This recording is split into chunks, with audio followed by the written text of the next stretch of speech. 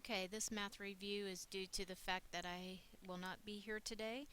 So, state the domain and range of the graph below. The domain is going to be -4, 0, 2, and 3. The range is going to be -4, 0, 1, and 3. Is it a function? Yes, it is.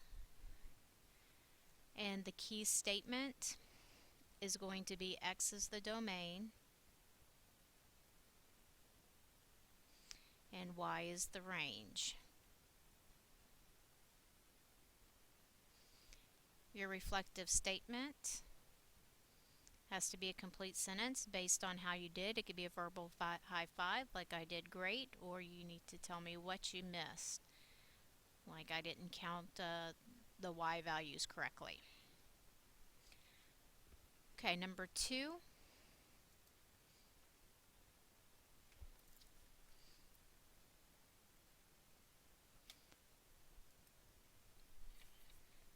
We're going to state the domain. Since I see these arrows on both ends, that tells me it's going on forever and ever, left to right, so that's going to be all real numbers. All real numbers.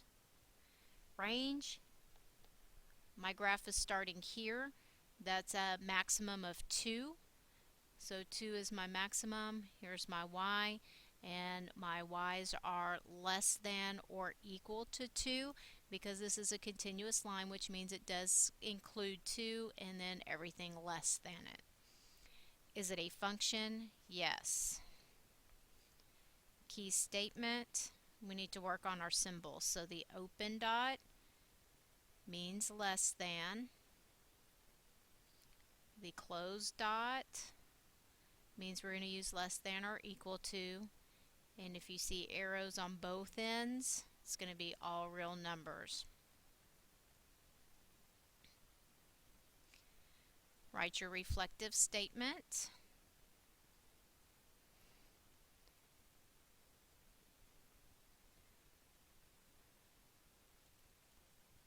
Need to work on the signs.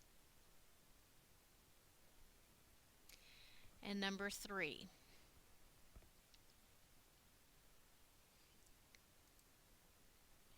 Which best describes the domain of the graph below? Well, remember we draw a picture frame around the graph, so that's what I'm going to do.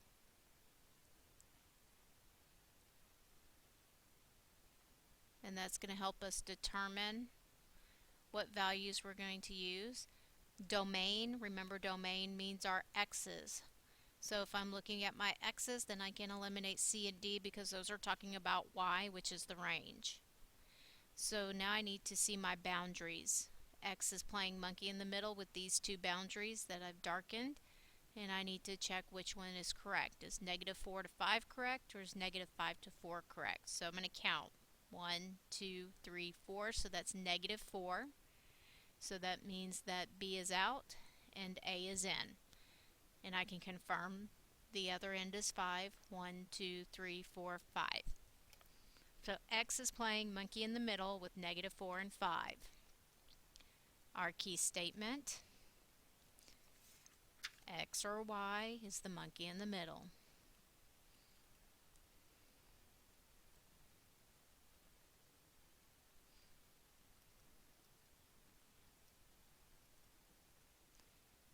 And write your reflective statement. How did you do on the problem? Okay, number 4.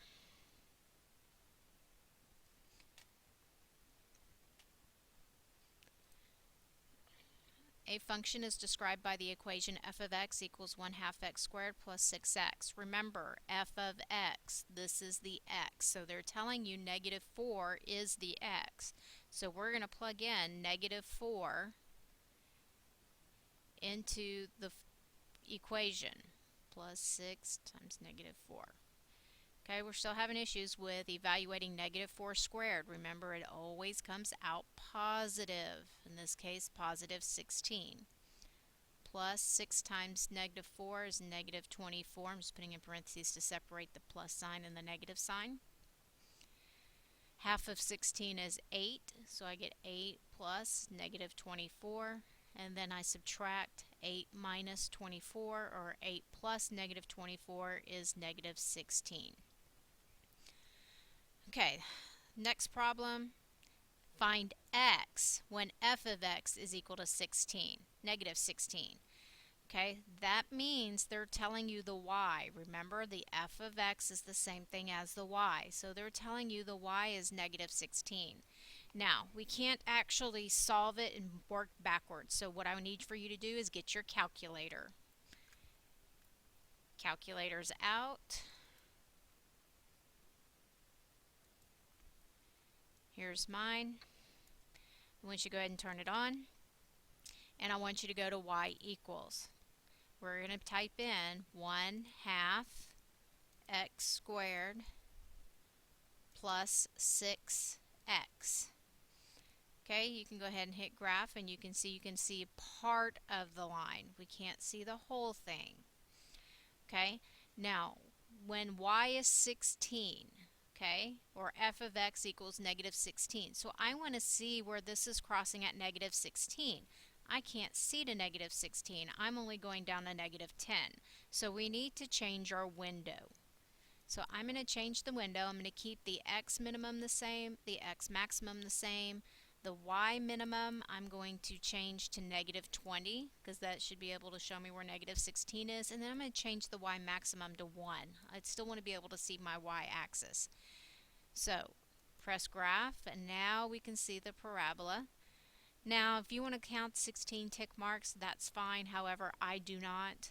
So what I'm going to do is I'm going to add another y equals, and I'm going to add negative 16.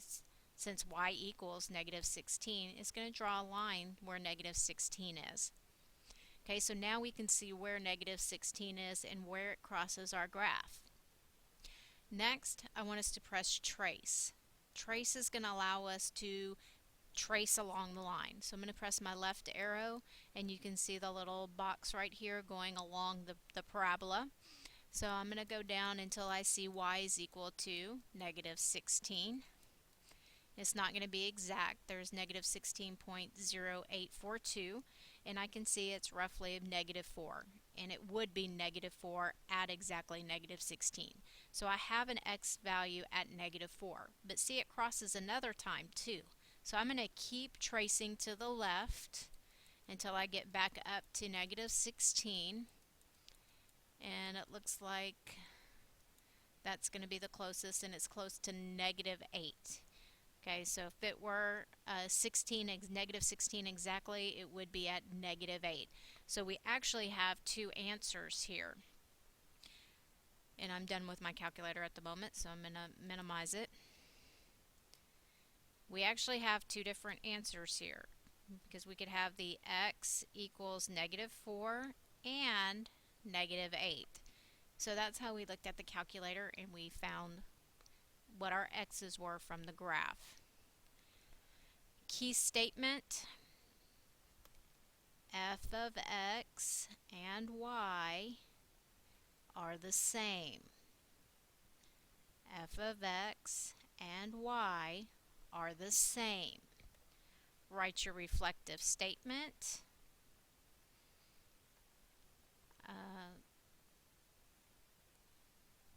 I need to make sure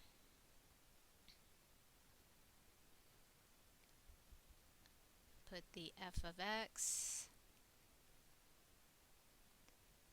in for y. Okay, last one. The algebra department's taking a field trip to NASA, and they want us to determine which one is the independent variable and which one is the dependent variable. We learned about this in class. On the left side is always the independent variable, and on the right side is always the dependent variable. So we have the number of gallons of gas as the independent variable, and the distance is the dependent variable. So our key statement is independent is on the left side. Sometimes it's on the top. Dependent is on the bottom, or is on the right side. Sometimes it's on the bottom. And this is referring to when you see independent and dependent statements in a table. So that's only if it's in a table. Write your reflective statement. And we're done.